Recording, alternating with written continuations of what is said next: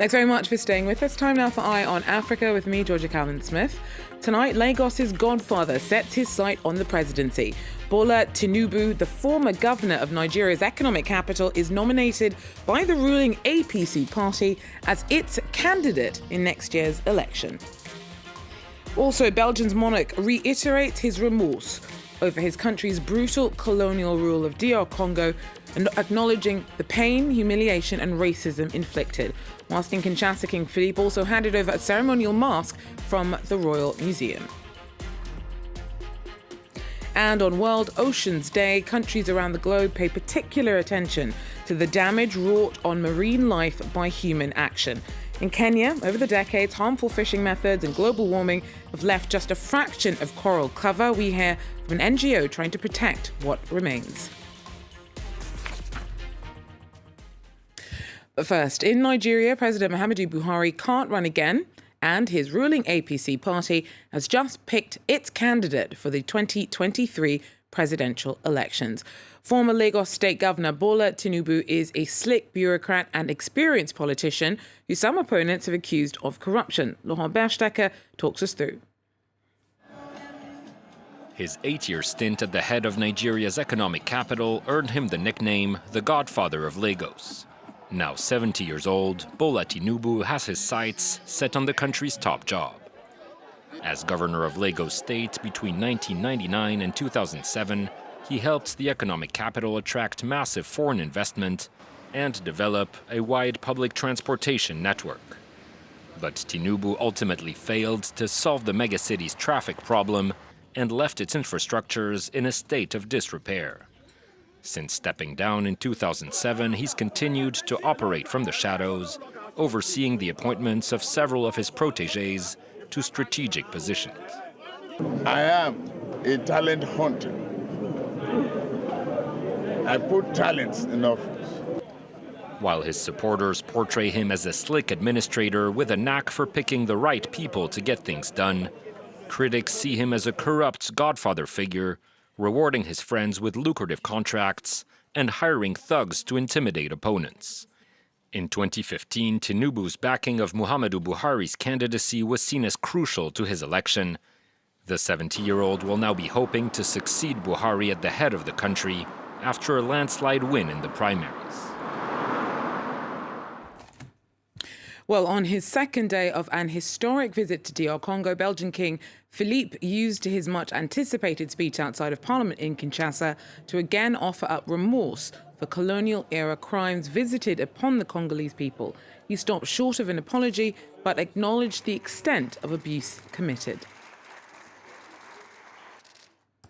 Le régime colonial, comme tel. The colonial regime was based on exploitation and domination. It was that of an inherently unjust, unequal relationship marked by paternalism and racism. On the occasion of my first trip to Congo, I reaffirm my deepest regrets for these wounds of the past. Réaffirmer mes plus profonds regrets pour ces blessures du passé.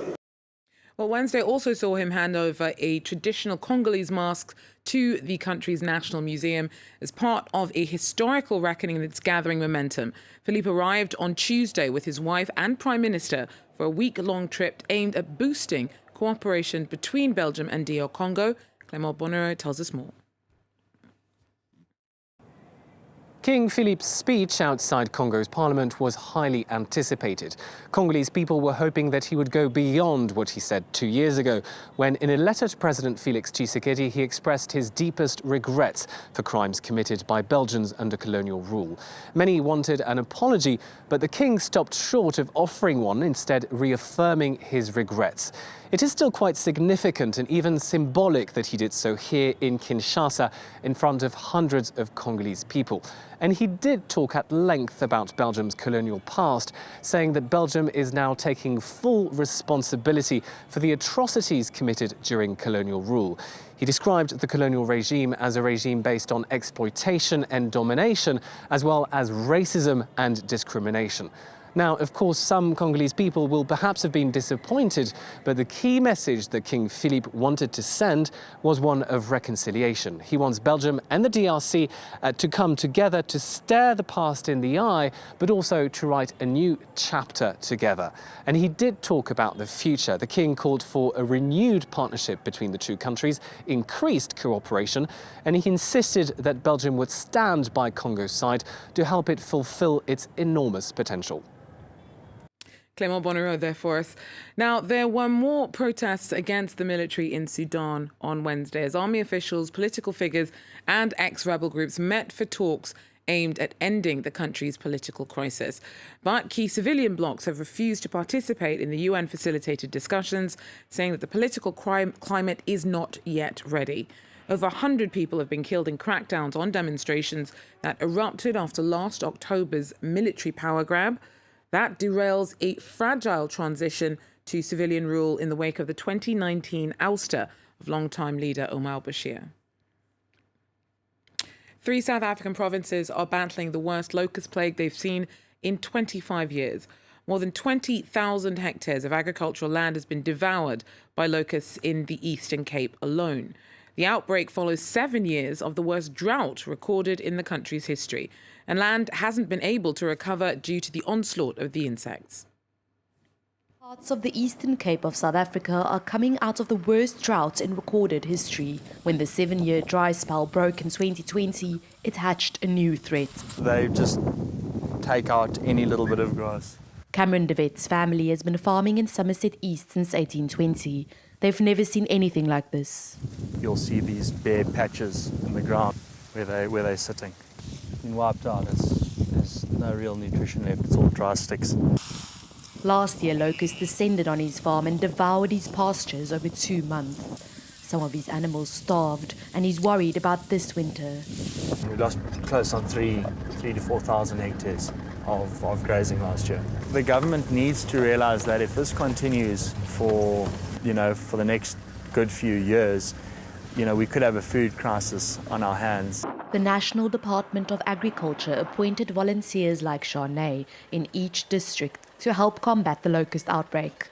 They monitor outbreaks and distribute government-supplied insecticide. In just 1 day, farmers have called for assistance in 38 different locations.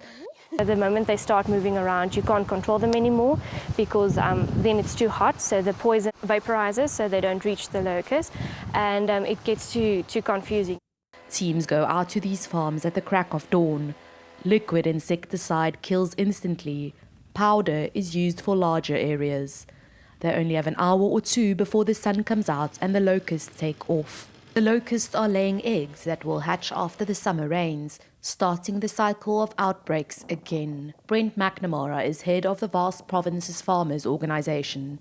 He says climate change contributed to the crisis and that farmers are doing their best to combat the global problem. Any sudden change or any disruption in farming methods generally comes with an adverse economic reaction. Some have called on the government to declare locust outbreaks a national disaster, but Brent says this won't change things.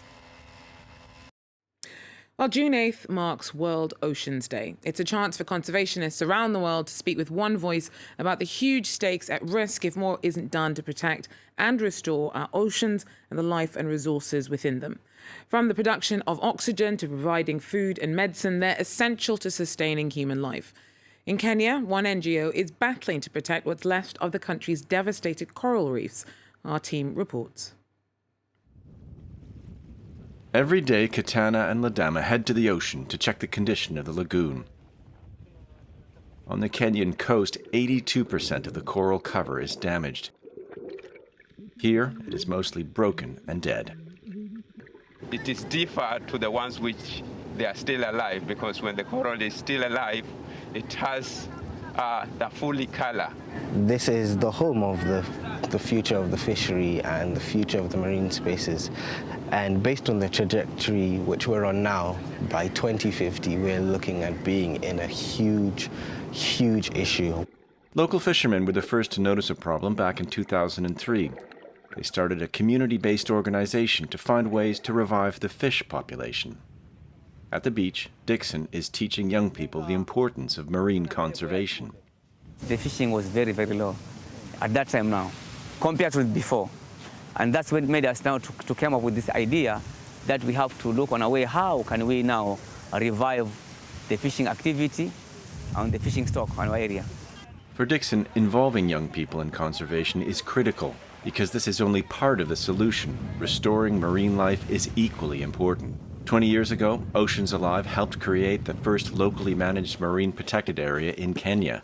Now it builds artificial reefs, which are taken to the waters and are used as homes for the replanted corals. The goal of the Coral Garden here is to enhance the capabilities of this protected area as a breeding site, but it's also to raise awareness. It's also to show that we do not have to be bystanders as something negative is happening to something we hold so dear. We can take action. Since 2019, the program has planted around 3,600 colonies. Once the project is fully successful in Kuruwitu, Oceans Alive will venture into other regions on the coast. Well, that's it for Eye on Africa for now. Thanks for joining us, and do so again. Take care.